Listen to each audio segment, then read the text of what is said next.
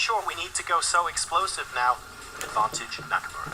Exactly, and that plays into all of his strengths. Hikaru, he's Mr. Solid these days. He has so many gears. The previous game, he was in trouble, but mainly because he was trying to make things happen. He was trying to be a bit too creative potentially, and Javokhir was able to counterattack. But here we see the Petrov defense, the opening of the tournament so far, and that shows Hikaru's mood. Especially by the player who's got that match advantage, right? With the first game win, you want to keep the second game solid. And look at that, Javokhir chooses a response that does try to create an early imbalance when Hikaru knows this opening. It was incredible to watch him in action in those last few moments. That just felt like a Hikaru Nakamura stream on, just the way he turned around game one. Really amazing stuff, and he pulls the rabbit out of the hat. I suspect that's not going to be the first time we see a similar finish to that in this tournament. That was simply the opening salvo, and many more to come, I am sure. But right now, look at, he's back in the zone, he's bobbing his head, he's getting his head in the right place for game number 2, and that is the hallmark of a player who's so good at resetting. I think, correct me if I'm wrong, I feel like Hikaru holds the record for the number of Blitz wins in a row. Probably not just on chess.com, but other places as well. And frankly, his ability to reset after every game and just continue to crush his opponents is one of the hallmarks of why he's so good. Exactly, defeating dozens and dozens of Grandmasters in a row. Not many are capable of that, even on 1 or 2 occasions, but Hikaru, he plays game after game after game, and that experience, that kind of muscle memory really pays off. This opening, meanwhile, we only saw a trade of 1 pawn, so Sindarov doing a great job with white of keep, but Hikaru seems to know his stuff, seems to have studied this before, just judging by the speed in which he's been playing. Opening success for Hikaru, it feels like, Tanya. Javokhir also equally impressive, I want to say. Yes, opening success on the clock, you also have developed all your pieces, but let's not forget the big takeaways for Javokhir. He was the one on the edge for the most part of game 1. He was the one putting pressure on as well. So he knows he has it in him to create those chances. And the last 2 moves, H-pawn moving up the board, the bishop sliding with this spin, a potential knight jump to G5. I think Javokhir's got tricks of his own. Hikaru, meanwhile, unfazed, simply retreats, unpins the queen. I want to ask you guys a little bit about that because, we see the Petrov, okay, we're trying our best to be nice and positional, very, very solid, and then we chuck H4 in there. How normal is this? Are we raising eyebrows? Is this perfectly within theory? I think up to a point it was within known territory, but this is Sindarov kind of trying to keep as much tension as possible, trying to put his own spin on things. The Petrov is known for quick trades, quick simplifications. Often it's very symmetrical, the pawn structure. So, although objectively it feels like Hikaru is doing decently, it feels like Sindarov has managed to create enough of balance to be optimistic for the future. There was a bit of a frown on Hikaru's face there in the meantime, the white queen stepping forward, hitting one of the black pawns on the diagonal, but inviting black forward. Yeah, I'm going to ask the question. D3 is screaming at me right now. Is that the insta move you play here, Tanya? It is the insta move, but social media didn't get anyone too far, and I'm just wondering if white wants to plant that queen to the center.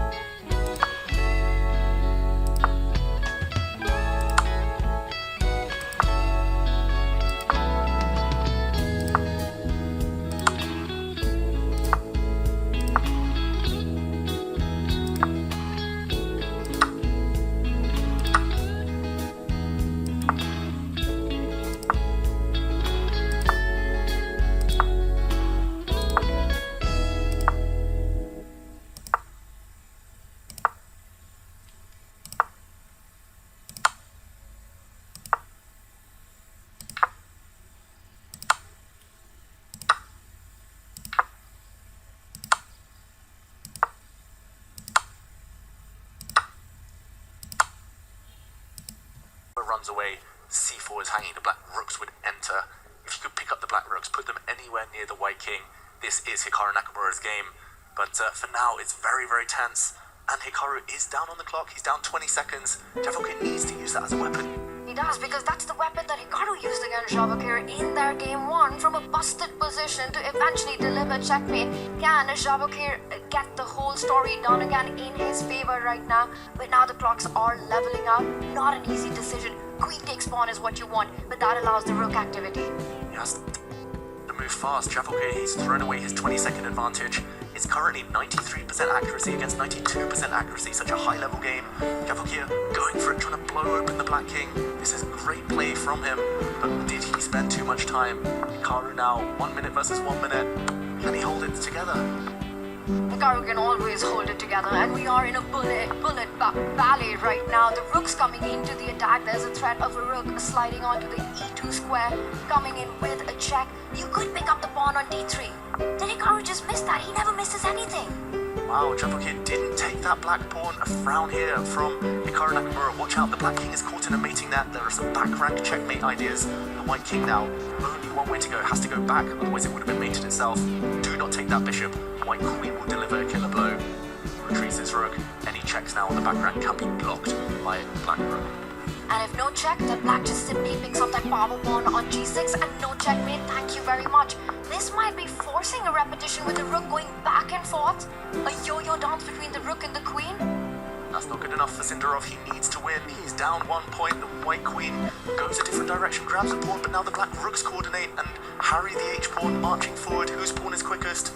It's a pure race right now. I mean, it looks like it's going to be the h-pawn, right? Which comes in with a big check on that h1 square, assisted by the beautiful 2 black rooks as well, as Javokhir clears the squares for his own pawn to move up the board. Here we go. It's going to be checkmate on the board, potentially. No, he trades off queens. A new queen is born.